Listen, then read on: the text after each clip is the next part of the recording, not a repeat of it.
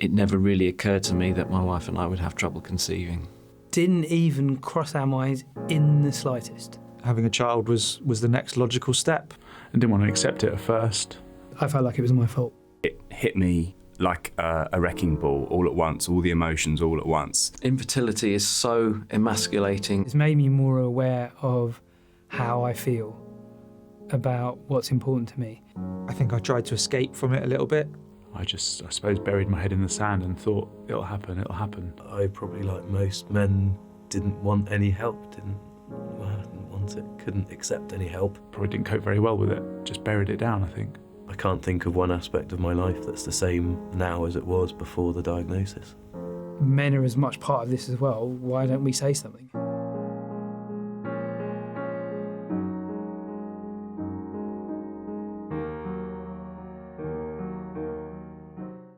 Is it silky or is it a selkie? We're talking The Man in the White Suit and Song of the Sea on Have You Seen?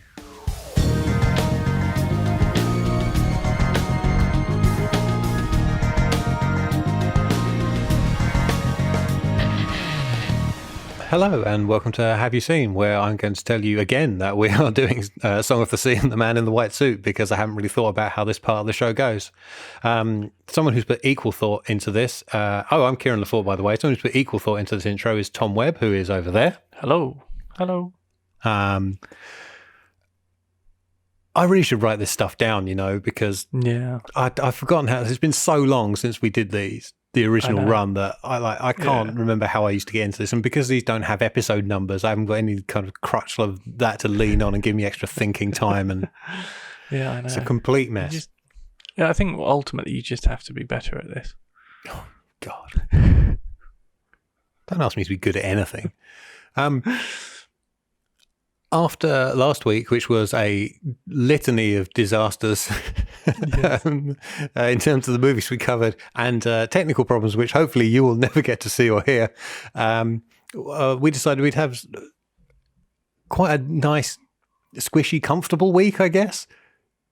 Yeah, it's. I think you said last week it's going to just be kind of relaxed and laid back. Yeah, I lovely. think so. Yeah, I think so too. You gave me a nice, another nice Sunday afternoon film. Yes. Which I actually watched over Sunday breakfast and worked just as well. The meal in particular doesn't matter.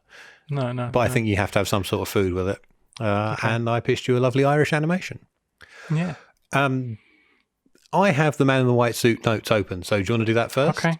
Yes. I didn't write any notes for Man in the White Suit. So This will all be off the top of your head then. Yeah, I know. I refreshed it last night, so that's fine. Okay. So Man in the White Suit, like I said last week, is an Ealing comedy about industrialism. Stars Alec Guinness, and he's a biochemist who he's obsessed with inventing a fabric that you will never have to clean. It will be indestructible, and it will revolutionize the world because you'd buy couple of sets of clothes and that was it. You'd never have to have anything else, unless you wanted to change in style. Yes, yeah, but those are the things that don't go through the minds of biochemists. No, not at all. It's all about the end goal of achieving this synthetic material, and it's made at a time when synthetic materials like nylon and rayon and stuff were coming to the fore and being invented, and they were changing the way manufacturing happened. So it was quite a concern at the time. It was like the manufacturing boom after the Second World War. Yeah. And like I said before, it's an Ealing comedy. I don't think it's one of the out and out funniest ones, but there's some good moments in it. But for me, it's the sound design and the way it's shot that really stand out. And I think I mentioned it got an Academy nomination, Oscar nomination for the screenplay. And there's a stage version. That I think it was a play first. Yes, I think there was a play, but then I think they redid I think it was a play, but then they've made I don't know if it's a musical version, but they've done a stage version that's based more on the film, right? Which apparently is a bit amped up, and it was Stephen Mangan was playing the Alec Guinness role. Oh, okay, interesting. In the West End, and I think that was. I don't know if that's nothing's running in the theatre at the moment because we're in the middle of lockdown, but or COVID. So I don't know if it was still on, but it certainly was like a couple of years ago. Yeah, so that's what I'm pitching you. You know, a nice, gentle Ealing comedy. Yeah. I really enjoyed this. I thought this was great. Really? Overall, There was something about it that I thought you would like. It's difficult to put my finger on, though, what I thought you'd like about it. It felt like a play. It was definitely a film of two halves, and the second half I thought was better than the first. Yes, I would 100% agree with that. Yeah. I wrote almost no notes for the first half and a lot for the second. Yeah, the second half is where it all really kind of kicks in. Yeah, much like Airport 1975, there's a lot of setup before you get to the actual event. There is, yes. Yeah. And I guess that's, I don't know, is that partly making the audiences of the day wait for the title? When is he going to become the man in the white suit? I don't know, maybe it's just a pacing thing of those style of movies. It's, maybe it is. Yeah, I'm trying. Like we mentioned last week, the only other Ealing comedy I can think of that I can definitively say I've seen is The Lady Killers, but I do not know the last time I watched that. No, that's a great movie. I've got a copy on my shelf actually, and every now and again my eyes flick over to it, and I never pick it up. Yeah, I've got an Ealing box set, and it's got things like the Titchfield Thunderbolt and Hue and Cry and Kind Hearts for Coronets and all of those kind of classics. And I think I've watched all of them. There might be one or two that I haven't, but I don't think I've ever watched Passport to Pimlico.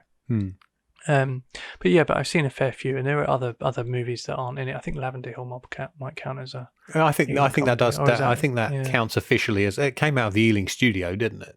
I think so. I can't remember if it was Ealing or Elstree. I don't know. Yeah. So it's I can't remember which. But I put that in that. It's almost a genre of its own right. Yeah. In the UK. Yeah. I guess for people who don't know what an Ealing comedy is, we might try and explain that. There was Ealing Studios, and in the late 40s, early 50s, they produced a whole string of movies. A lot of them starred Alec Guinness, and a lot of them were huge successes, very funny. There's a lot of classic British comedies came from that era. Were they specifically to fill the quota that existed at the time? Because there were the quota quickies, weren't there? Because there was the time there was a certain percentage of films in cinemas, British cinemas had to be British made. Yeah, I think possibly. I know, if you look at the names of the producers and stuff, they're the sorts of names that are now on awards that get given to other people. Yes, you know what I mean? True. Yeah. Yeah, so it's that kind of thing. So yeah, I don't know much about that quota thing, but most people who are into British film will know about Ealing comedies as almost like this sort of subgenre of itself, and they had this kind of aesthetic of being, I guess, in a way, slightly twee, but not. Yeah, I know what you mean. Do you know what I mean? I know what you mean. Yeah. If you think about The Lady Killers, it on the surface looks quite twee, but there's this underlying serious, maybe serious or darker subject matter, as there is to this. Exactly, yeah. So I think a lot of them have that. Some of the others maybe not so much, but perhaps the most famous ones do, and particularly the ones with Alec Guinness in. So maybe that's just he was just drawn to that slightly. Yeah. One of my notes is Alec Guinness is really good, and then I wrote, I would bloody hope so. It's Alec Guinness. Absolutely, yeah. You'd be hard pushed to find him bad. Yes. Like even when he didn't give a shit, like in Star Wars, he was still good. Exactly. Yeah. For some reason, until you pitched this to me, I've always assumed it to be a Hitchcock thriller. I can see exactly. Yeah, especially if you see the poster for it as well. Yes. It was like, absolutely. Who is the man in the white suit? It's exactly like a Hitchcock type. Do you know what? I could imagine Hitchcock making this movie as well. Yeah, but the humour will be off. Hitchcock didn't do humour well. He had a dark, weird, twisted sense of humour. He did. Some of his humour. We did a Hitchcock comedy previously, and I bloody hated it. Oh, with Trouble with Harry. Yeah. Yes, yeah, that's true. Yeah, but I liked his thrillers, and I assumed this was one of those, pretty much until it started. You mentioned the sound design, and I really like that rhythmic musical sound of Guinness's Experiment. Yeah, they adapted that and recorded it and released it as a samba. Okay, why wouldn't you? Yeah, they added in like they took those sounds and then added in an orchestral arrangement to it and released that as like a single, I suppose. Fair enough. Yeah, and it was actually there was one of the women in the sound department was responsible for doing a lot of those sound effects. And it was like I think I said last week, they just, when you hear them, you're just like, oh, that's that sound. And to see them where they originated, I think is pretty cool. You're also right. It's really nicely shot. And again, like the lighting is crazy. Yeah. I think Douglas Slocum is possibly one of the greatest, if not the greatest DP of all time. Like there's stuff that he could do with lighting that just, I don't know, it just looks amazing. Absolutely amazing. I remember reading a thing about him. I think I mentioned it last time we covered a movie that he was the cinematographer on, that he would just look at his hand in whatever environment he was in, and he would know what the camera settings were. So he'd just look at his hand and be like, okay, right, well, my film ASA is this much, my f-stop's going to be that, my shutter speed will be whatever it's going to be, and he would just know, and like, I think he's just one of those people who's just gifted with this intuitive. Have you any idea how he made that suit look the way it looked? I imagined, I don't know, like it had to be some sort of day glow type material, like or whatever there was of that in 1951. Kind of, yeah, and I was just like, is it some kind of reflective paint? Is it? I don't know. It could be like. I could find UV? nothing about this film, like in terms of that kind of trivia. I couldn't find anything about this film. No, and I was just kind of sitting there thinking, but then I was looking at the lighting and thinking, but if maybe it could be UV, but then because that would only pick up that specific thing. But then there are other white objects, and it's like, is this one of those things where perhaps those objects are actually like yellow? Yeah. But, and because, obviously it's black and white film, so things look different. It's like Gibson guitars, right? Noticed that when people had electric guitars or instruments on television that were white, they would just blow out the cameras. So they made theirs this kind of slightly sort of pale yellow colour, and it's actually called TV yellow. Right. And it's called TV yellow because on TV at the time it was white. Interesting. So what you made me think of was Sin City, where Yellow Bastard was actually blue or green or something because the process they were using made him show up yellow. Yeah, so so I wonder whether there was some kind of like colour trickery going on. Yeah. Where, perhaps actually like he is the only true white, and then everything else in the set is like maybe a green or a yellow or a brown or something. And Slocum's just adjusting his camera accordingly to blow out the white. Yeah. Yeah, but there are bits where he's so perfectly pinpointed, where his face is in shadow but the suit is bright, and it's just like.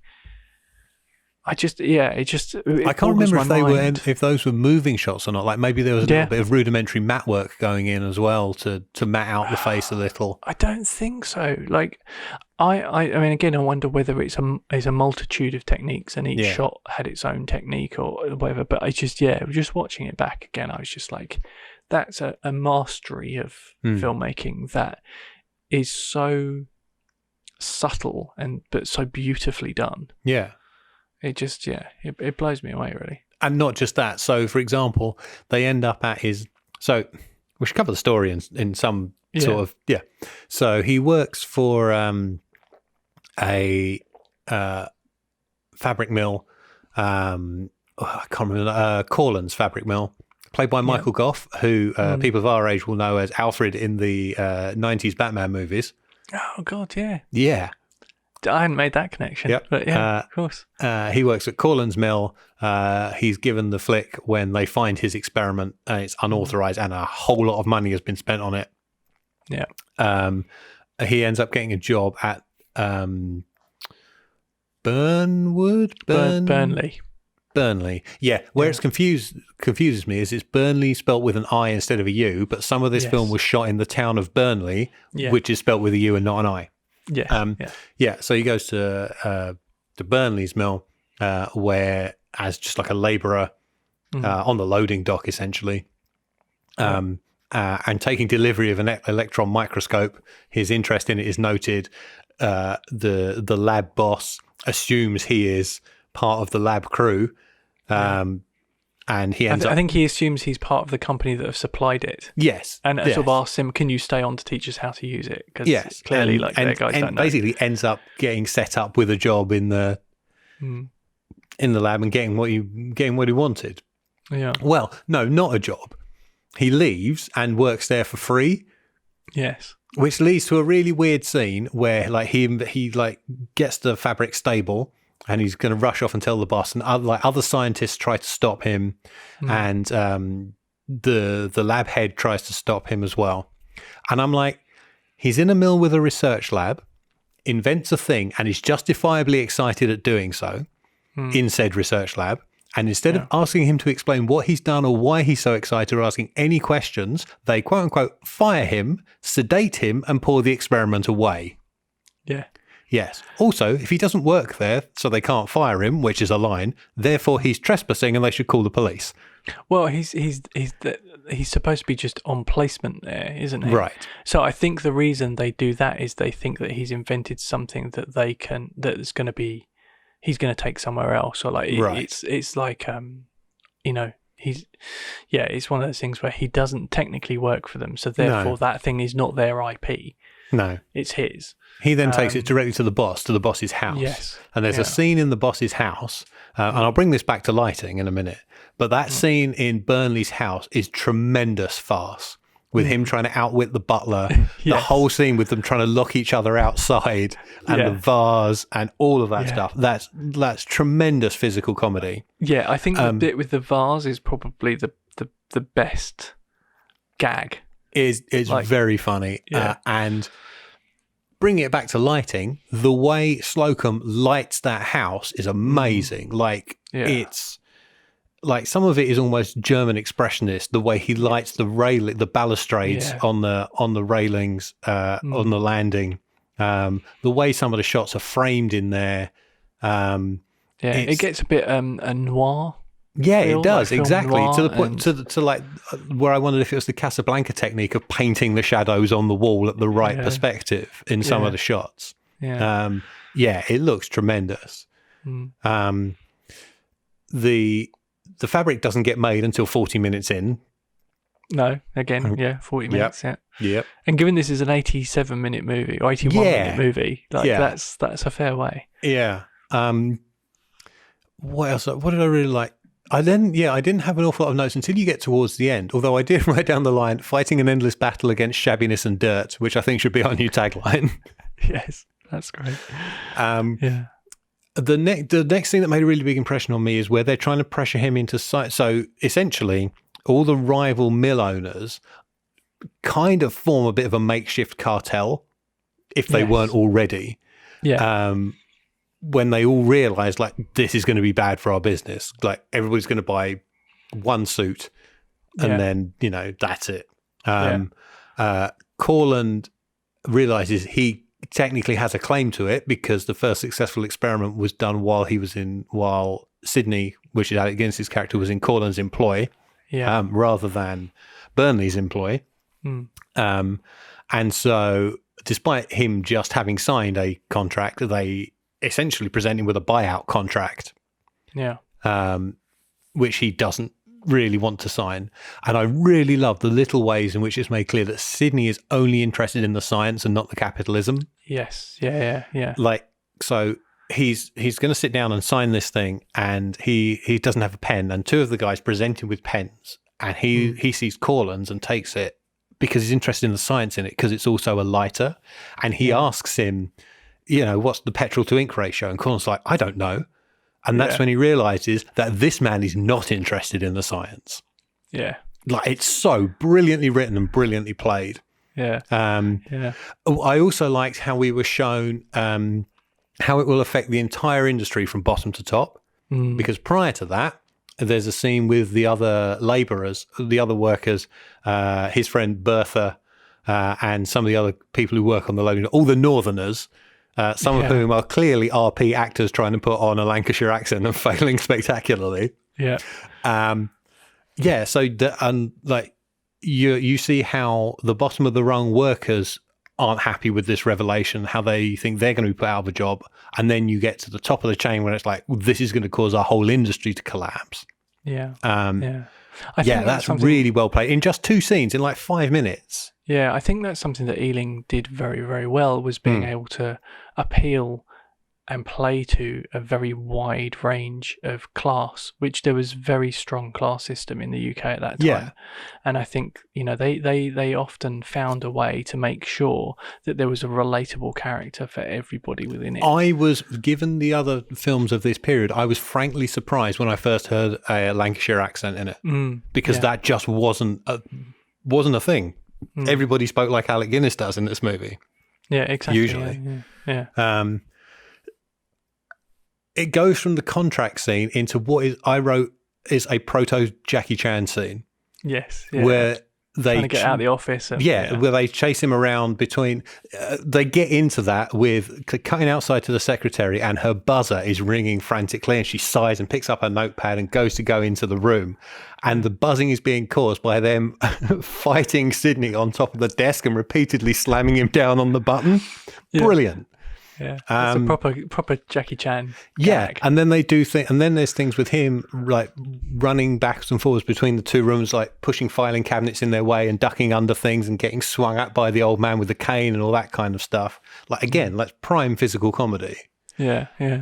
I think he manages to escape, doesn't he? There's another great scene where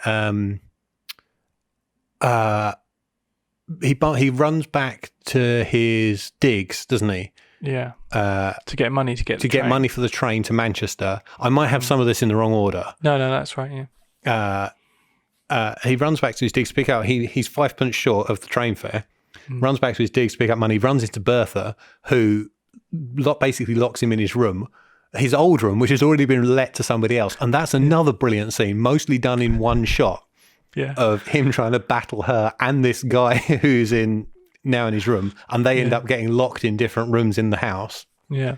And his method of escape from that is ingenious as well. Yes, I was going to say that's another gag that I really like, the hiding in the cupboard. Yes. And then that little girl helps him again later without being asked as well. Yes. Yeah. That was really good. They then try other methods of persuasion. And there's a great exchange where it's like, he's made it clear he's not interested in money. And Corlin goes, women? And one of the other guys goes, he doesn't seem the type. And then Corlin's like, well, it's often that type. That, and it sort of trails off that, like maybe the more effete man is the more creative sort. Yeah. And then, they try to use, we haven't mentioned Daphne, who is, so she's Burnley's daughter. Yeah, but she is the girlfriend of Corland. Yeah, but I got Corland? I keep calling him Cornley. Yeah, but she's more won over by the intelligence of Stanley. Yes. Sydney. Stratton is his surname, isn't it? Sydney Stratton. Yes. Yeah, I keep fusing the 2. Yeah. And so there's this great scene where essentially the cartel loom over her and try to pressure her into using her feminine wiles to persuade him. Yeah. And she turns to Corland to see if he's okay with this. And when she realizes he is, and he's essentially quite happy with, for lack of a better phrase, prostituting his girlfriend to get what he wants in business. Yeah. Like that's a great scene as well. Yeah, and I like the fact that she kind of goes along with it. Yeah, and she goes into Sydney and she kind of gives him the test. She plays into it and she does what they want them to do. And when he's clearly not interested in that because of she's like, "Oh right, okay, I'm on your side now. We've got to figure this out." But I wrote, judging by that neckline, she's agreed to go along with the plan. And I was actually quite disappointed when it appeared that she was going along with the plan, and then relieved and delighted when it turned out she was just testing him, just testing Sydney. Yeah, exactly. Yeah, and it was kind of like, and she was with him despicable. all along. Yeah, are you as despicable as my other half? Which I think is great because it's like you say, it's another case of a woman being a much stronger character than you would credit for the time period. Yeah. Like, do you know what I mean? A lot is made about stereotypically not having good, strong female characters, but then you go back to a lot of movies and you're like, okay, there are movies where it just doesn't happen at all, but there are some where you're like, actually, no, this is a really great character, and yes, there are stuff that is not necessarily how it would be today, but that's just a product of it's a sign of the times. Yeah, you know. But I like it when she does that. I like it when she kind of like, oh, I'm going to put you through a test because I don't trust. Like if this guy that I was into, it could be like that, and you could be too. But yes, Sydney passes obviously. And the other scene that shows that Corlin really doesn't care about her is they all set off to chase Sydney to the station, and it's borderline subtle but not quite.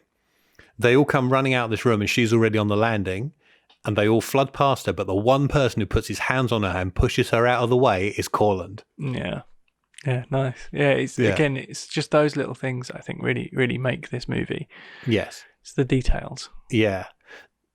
However, she just managed to persuade Sir John, the head of the cartel, to give her $5,000 to go in and do this. Why could she not use that money to run away with Sydney, which she clearly wanted to do? And he wouldn't have said no to. That's true. And $5,000 in 1951 is a lot of money. Well, they offer him half a million. They offer him $250,000. Yeah, and then they say it could double it. Yeah. I mean, no, $250,000 was the double. Okay. Yeah. When I heard that, I was like, "What?" Yeah. In 19.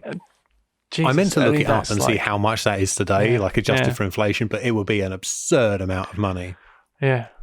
Yeah. Absolutely. Yeah. And then you get the foot chase through the cobbled streets of Burnley.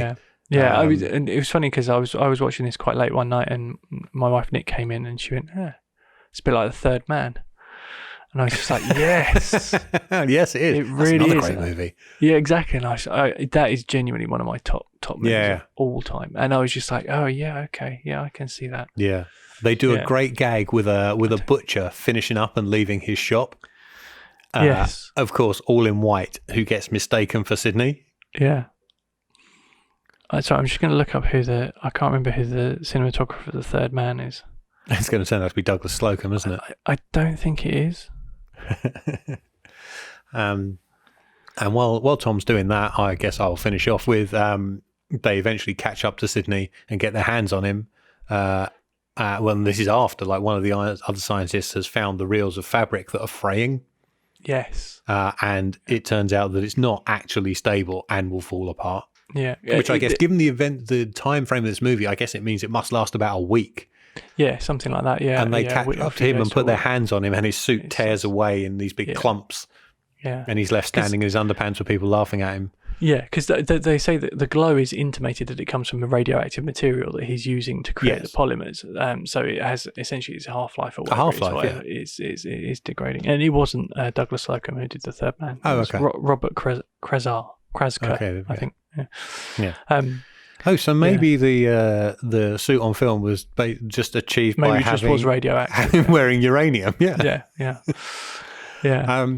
I'm really, really pleased that you got into it so much. I wasn't sure because, like I said, I didn't think it's as funny as some of the others, and it's there's plenty of humour in it, but I it's charming. Liked the clever scripting. Yeah. I can't say I laughed out loud a lot. No. If at all. Yeah. But I was gently amused, and it's like I'm a sucker for good scripting of any kind. Particularly the subtleties of good scripting, like that moment with the pen, where it's unspoken, but communicates everything perfectly. And that's something that you don't get a lot in movies of this era. It does tend to be quite that sort of melodrama, and particularly with the delivery and stuff like that. And I think this, no wonder it got nominated for the screenplay. Yeah, a hit, a very good film. Brilliant. And I was wondering, like you did say there's a stage version with Stephen Mangan in it. And I'm wondering, is that set in the 50s or has that been updated? Like, how would you do this today? I think it is set in the I think it's set in the 50s. I only kind of just briefly saw an image of him in it from it, and I think it's sort of that is set in that era because, you know, let's face it, with modern day technology, textile manufacturing is incredibly different today Yes, than I it was suppose then. it is. So, like, you know, but like we were saying, you know, it's very But still, much, an indestructible fabric would still be a... Yeah. But I mean, it's still a relevant, like we mentioned last week about things like technology having a built-in lifespan. And, you know, it's like I'm sitting here thinking I've got this phone here. It's like an iPhone 7. Like I bought that like 3 years ago and it was brand new. And there's been maybe half a dozen new and better iPhones. Not even just like other phones, but specifically iPhones since then. And it's, you know, it's not. Nothing is built to last because you destroy your industry that way. Yeah. So it's funny because it's surprisingly relevant. Yeah. Even now. Maybe the MacGuffin would be different. Yes. Maybe it would be a technology product. Yes. Yeah, I think it would be. The be, computer that never needs upgrading or whatever. Yes. I don't know. Yeah. It would be you see it now with electric vehicles. Yes, yeah. You know, it would be the car that never needs to be refueled, for example. Yeah, absolutely. Yeah. Still timely. Very impressive. Yeah, very, very, very impressive. Yeah. So I guess it's time to move on. Yeah. Song of the Sea. Yes, Song of the Sea. The most Studio Ghibli film not made by Studio Ghibli. A very nice, pretty Irish animation, which I suppose I should recap. I might as well just read the same note as I did last week. Work. After their mother's disappearance/death, lighthouse keeper Connor lives with his children, Ben, who is 10, and Saoirse, who is 6, and importantly, mute. After finding Saoirse washed up on the shore one morning, their visiting grandmother takes the children away to live with her in Dublin, leaving behind their beloved dog, Coo, which I found out just means hound in Gaelic. Mm-hmm. They get sent to bed early on Halloween night and decide to escape from Grandma's house and set out to return home or at least find their dog. Complicating this somewhat is Saoirse becoming sick on the journey after the revelation that she may be a selkie, which is a magical creature from Irish folklore that lives as a human on the land and a seal in the sea, and that her singing the Song of the Sea can save not only her, but many other fantastical beings of Ireland. Mm-hmm. Sums it up. Yeah, perfect. I saw this on a plane about 5 years ago and it was one of those things that just enchanted me. Like I'd seen, I might have seen a trailer. Tom and I used to work around the field of movie promotions and we would have had clips and whatnot of this when it got released. I would think. I was certainly aware of it coming out at the time. And yeah, as I said, like, how can you not adore this even just aesthetically? And I'm going to throw it over to Tom, who is going to say nice things about this film.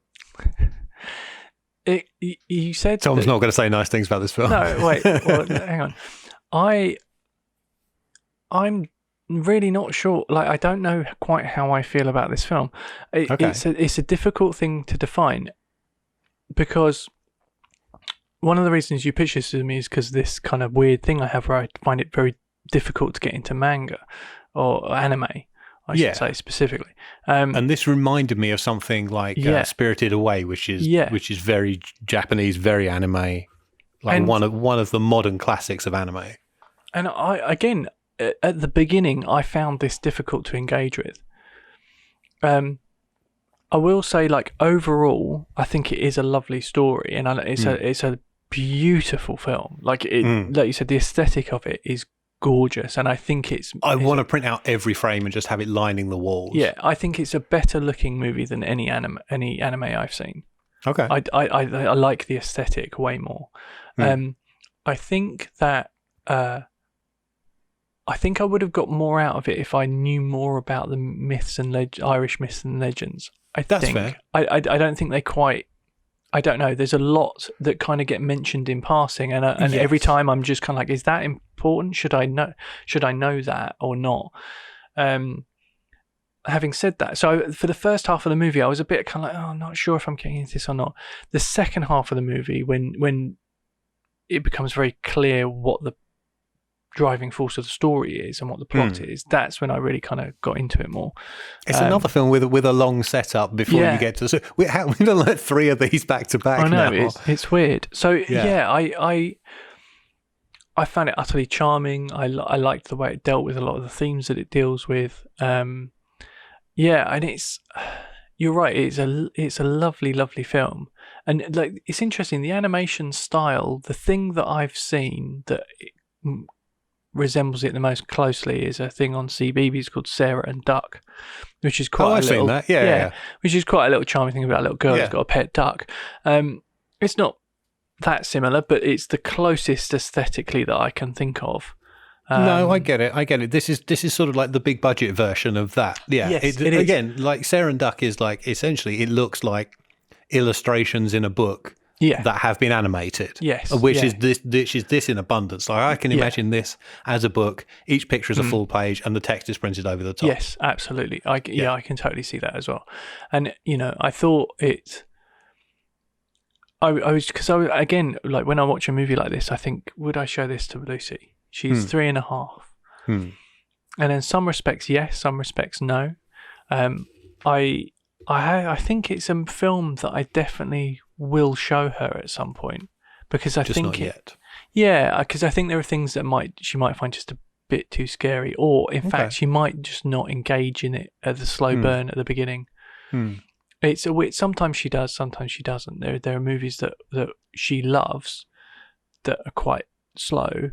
And I think it just happens to be when she sees them for the first time as to whether it grabs her attention or not. Yeah. But yeah, so because I think it deals with a lot of stuff in an interesting way, and I think because there's a lot. It's funny when people say that a lot of people don't like kids watching television and movies. They think it's worse than reading books or what have you. And I think that's the difference is whether it's passive or active viewing.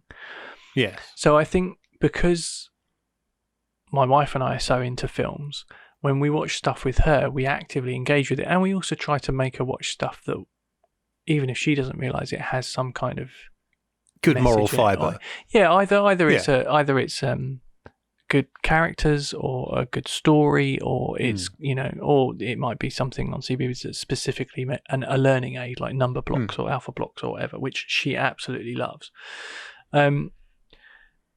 But get them learning without knowing they're learning. Yeah. I mean, it's the fact that she can read and spell stuff is because of watching shows like that. And with this, there's a lot of interesting stuff about emotion and things like that, and she's very aware of that in herself. Like a few weeks back, she was being angry about something. We were talking about how to deal with being angry about something. That it's okay to feel angry, but what do you do with it? You don't sort of hit people, or you don't necessarily do whatever, but are there ways to deal with it? She actually recommended me a book that she'd read at school. And so my wife and I bought these books, and she had this whole series of books that dealt with emotions and stuff like that. And I think that this movie, that's what this has. Like, it's very literally in some sense that you've got the owl witch who literally bottles up emotion. Yes, and that's exact, and it turns her into this. It turns her to stone. That's how she's turned that's how she's turned the fairies to stone, is by bottling their emotions. Yeah.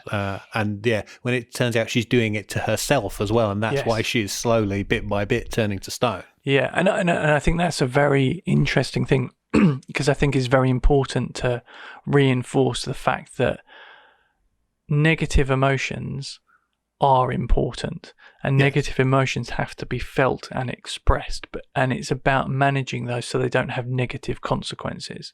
And I think that's a hugely important lesson to learn, and not necessarily one that you do learn until quite late in life. So I like the fact that it addresses that sort of stuff, and it makes that sort of conversation possible with your child or someone younger, or even as an adult, So there was a lot of stuff I did I like. know plenty of adults who can't Yeah. process emotions like that. Absolutely. I have been one of them. Yeah, well, yeah, and you know, so have I, and it's so I think that's really, really, really great about it. And again, just like the way the animation looks, like you mentioned last week that a lot of this is hand drawn. Yeah. And there was hearing you say that, I was like, no way, that like watching it, I was just thinking that can't be the case. Like there's stuff here that cannot be hand drawn because it's so detailed and it's so beautifully animated. Did you then watch the end credits? Yes. Yeah. Which has the animation tests and the blue pencil stuff in it, so you can see it has been hand drawn. Yeah, and it's phenomenal. I mean, like the scene with the old aging wizard in the cave with all of the hairs are like just that is phenomenal. And I like the conceit of him as well. That every hair is a memory. Yeah, what a genius idea! And you know, so like I said, I think it's one of those movies that I don't think when I was watching it, I was getting as much out of it as I have done by thinking about it afterwards. Okay. It's a movie that kind of sticks in your head and you just kind of ruminate on it and you think, actually, no, that's really good. That's really clever. And that works really, really well. So it's something that I don't think I've ever seen an anime that has made me think, yeah, I'll watch that again and maybe get more out of it. But this, I definitely think I would, and I definitely think I would show it to Lucy at some point, maybe maybe a year or so down the line, when she might kind of settle into something like that. It's a fascinating film from that point of view. There's a lot in it, I think. Well, there we go. I took almost no notes because not because Same it was here. fast paced or exciting, it's because it's so beautiful. I didn't want to look away from the screen. Yeah. And I mean, when I was watching it, I didn't want to take notes because I was just like, I need to pay attention because like I said, it does reference things that because you don't know the myths and legends. You're just like, I don't know if that's really integral or if it's just something that is almost like, not an in-joke, but it's to an Irish audience. I think yes. There was stuff that with an Irish audience, particularly anybody who understands Gaelic, because there are some phrases in Gaelic in it that don't get translated into English. No, you have to surmise. But I think do you know what I like the fact that it is so Gaelic. I like the fact that even though people who speak Gaelic are very much in the minority in terms of there's a movie that really embraces that, and it's a small niche market, but it deserves its. I think that's and really other good. countries and cultures do that with their history and folklore as well. Absolutely, yeah. I mean, even UK something as does. daft as Mr. Vampire, for God's sake, without Chinese hopping vampires. Yeah, absolutely. The other thing, stylistically, it put me in mind of was the snowman. In terms of the picture book come to life thing as well. Yes, I can see that. That sort of what was his name? Raymond Benson? No, not Raymond Benson. Raymond Briggs. Raymond Briggs. That's it. Yes, I think Raymond Benson wrote Bond novels. Raymond Briggs. Yeah. Yes. Yeah. That kind of thing. And I guess there's Julia Donaldson's. I don't know if you've seen like the Gruffalo and Stickman and stuff like that. She's kind of like the person du jour for those kind of things. My niece and nephew love that. Yeah, I'm less keen on those. And talking about Irish to English, this is an English phrase that only occurs in Irish that pops up on an Irish podcast I listen to, and it made me laugh hearing it here, which is the wonderful Irish phrase "giving out," which means to have a moan. Giving out about this, give out to him, give out to her. Yeah, like I've always liked that since I first heard it. Yeah, that's lovely. It tickled me when it showed up here. Yeah. No, it's a nice phrase. Yeah. So there we go. Yeah. We need to move on to pictures. We've been recording for a very long time. Have we? Right, okay. A very long time. Yeah, there's a lot of faff in the middle there, wasn't there? Yes. Yeah, pictures. All right. What do you mean? Oh yeah, okay. No, because again, I haven't watched this movie before. I'm pitching it to you right now. Okay, well, this is interesting because I'm going to give you a completely different film to The Man in the White Suit or Song of the Sea. Okay. But like Song of the Sea, it's a movie I saw a very long time ago and really enjoyed, and then didn't watch again until I was going to write the pitch for it, because it's something I've been meaning to get you to watch for a long time, specifically because of who the lead is. Oh, okay. We are both big fans of those 80s Hong Kong action movies, specifically the Jackie Chan, Sammo Hung stable of films. Yeah. And there is a third man who goes along with those other two dragons, and that is Yuen Biao, who is the small, wiry, intensely acrobatic, gymnastic member of the trio, possibly physically the best of the three in terms of what he can do. He's always my favourite. Exactly, which is why I wanted to pitch you this film. Okay. Because this is Yuen Biao in a very much not Yuen Biao film. Oh, really? Imagine an attempt to turn Yuen Biao into Dirty Harry. Okay. All 5'4" of him, looking 21 years old. Wow. Okay. Yeah. So this is a film called On the Run. Right. Which I read about in books on Hong Kong cinema, about how this was like a very underrated like cop thriller of a movie, starring Yuen Biao of all people. Wow. I will tell you now, so as not to disappoint you when you get to the action in this movie, there is no martial arts fighting in this film. Oh, wow, okay. There are hand-to-hand combat scenes, there are stunts, but they're not shot in the way you expect them to be shot. They are not choreographed the way you would think they would be choreographed, thinking of all the other stuff that's going on. So around this time, this is from 1988. So Dragons Forever is just before this. Yeah. Eastern Condors is just after this or just before it. Millionaires Express is around the same time. And think of all how physical all of those roles are. Maybe he needed a rest. Maybe he did need a rest. He doesn't really get one. His character doesn't get one for sure. Oh, okay, fair enough. So the basic premise is Hyung Ming, played by Yuen Biao, and his wife are cops in different departments, and they're getting divorced. He's CID and she's anti-narcotics. Right. He has lost her to another cop, Inspector Liu, played by Charlie Chin, who you might remember as the handsome one who looks a bit like Chow Yun-fat from the Lucky Stars movies. Right. Oh, yeah. Okay. He's the one. Yeah. He's the one always after ladies in the Lucky Stars movies. Yeah. Okay. I think. Yeah. I know what you mean. Yeah. And then they get their bums pinched by Richard Ng and Eric Chang and all that lot. Yeah. He's the head of homicide. Okay. This is a complex plot, but quite simply told, which is one of the reasons I like it. Okay. She finds out that Lou has been selling drugs on the side with his band of corrupt officers, who are all part of the homicide department. So he has her killed by a female assassin and investigates the murder himself because he's the head of homicide. Right. As the gang start to cover their tracks by killing the assassin's uncle/handler, Yearn locates the woman who pulled the trigger, and they realize they are each other's only chance of survival, forcing them to go, boom, boom, boom, on the run. Nice. Okay, this sounds intriguing and up my street. Yeah, Okay. It's I have told you a lot of the plot.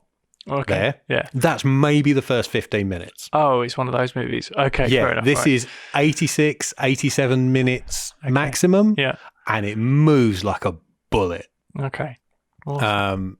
The story what I really like about it is the complexity of the story, but how simply they get through all that information. I was never lost in the plot at any point. Right.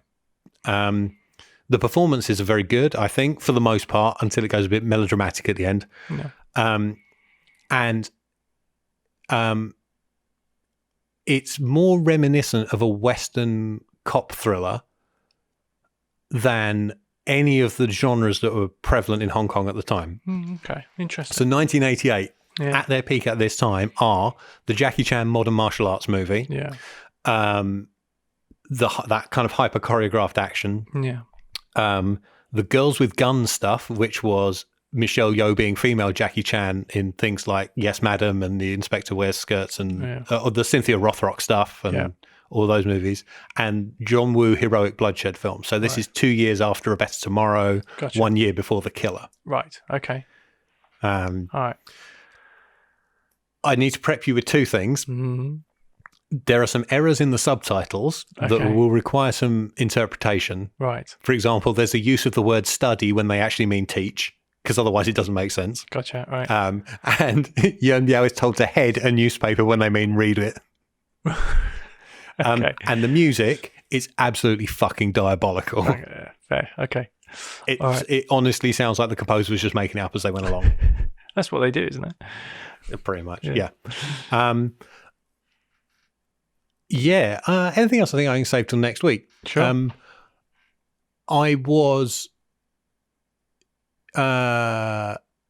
I'll say I was dubious for the first 5 or 10 minutes when I was like, oh God, is this as good as I remember it being? And by the time I got to the end, I was like, well, yeah, actually, I think it is. Okay. All right. Cool. So hopefully you get a lot out of this, seeing one of your favorite guys in a completely odd setting. Yeah, no, this sounds really intriguing. Okay, that sounds really cool.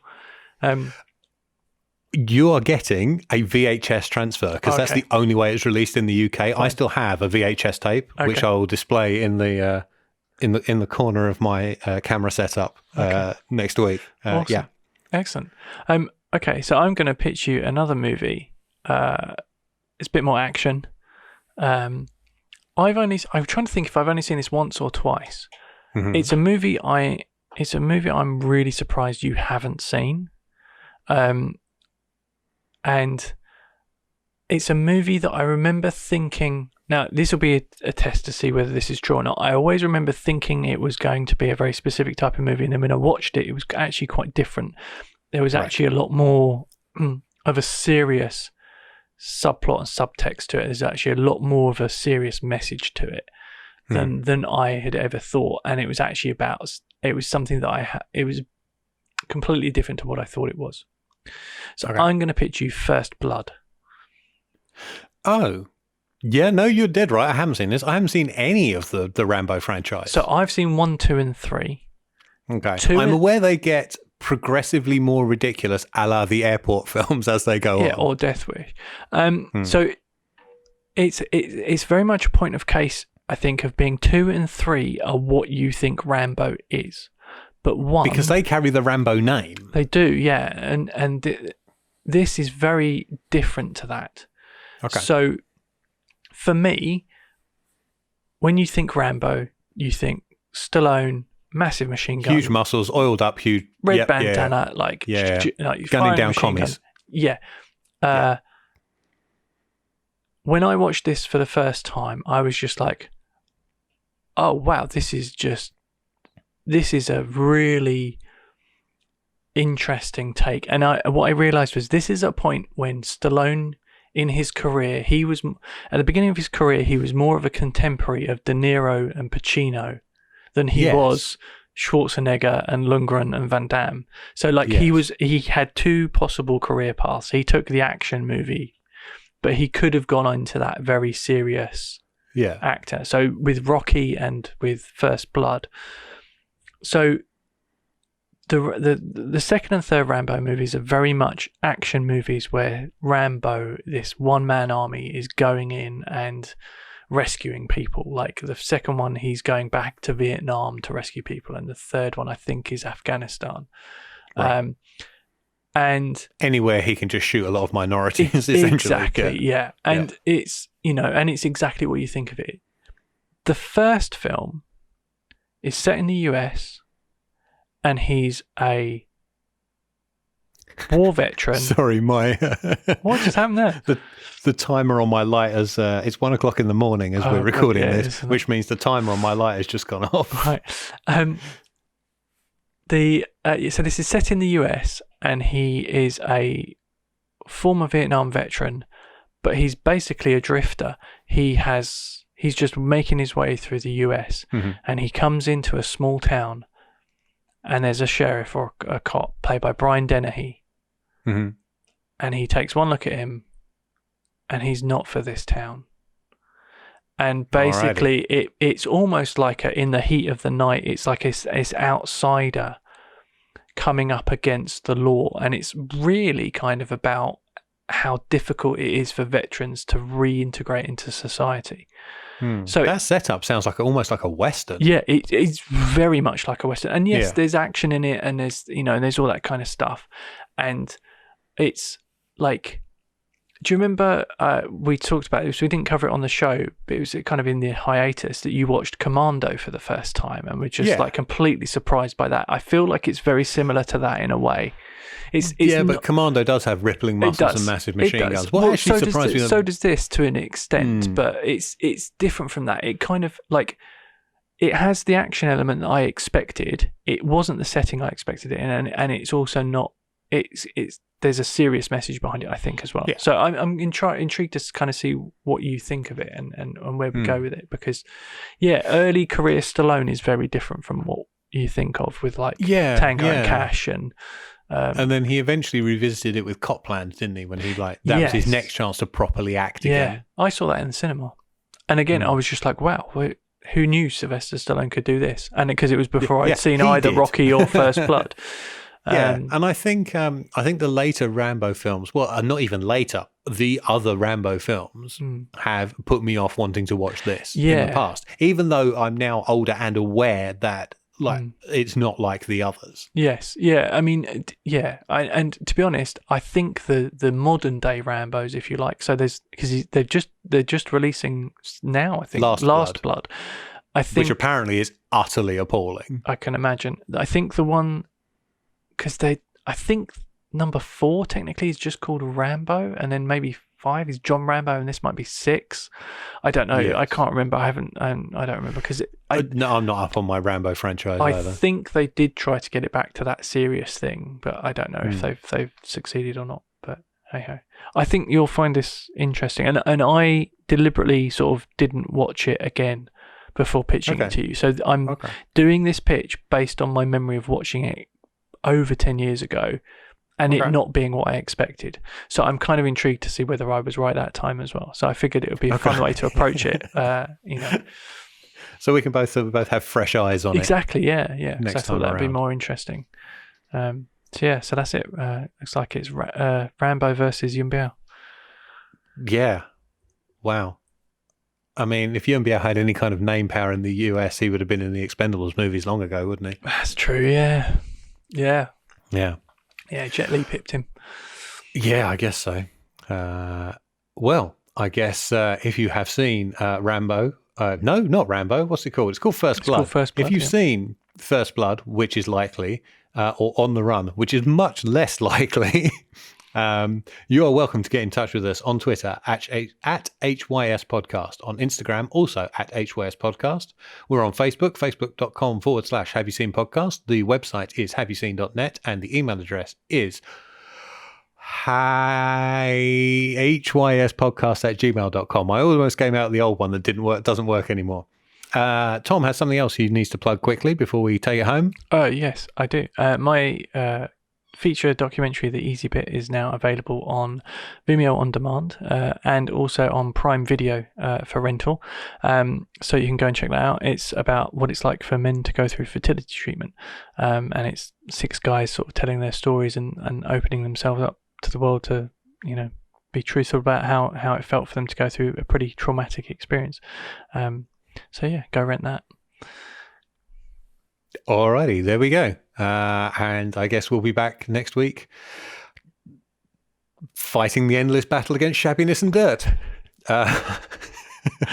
See you then. Bye. Bye.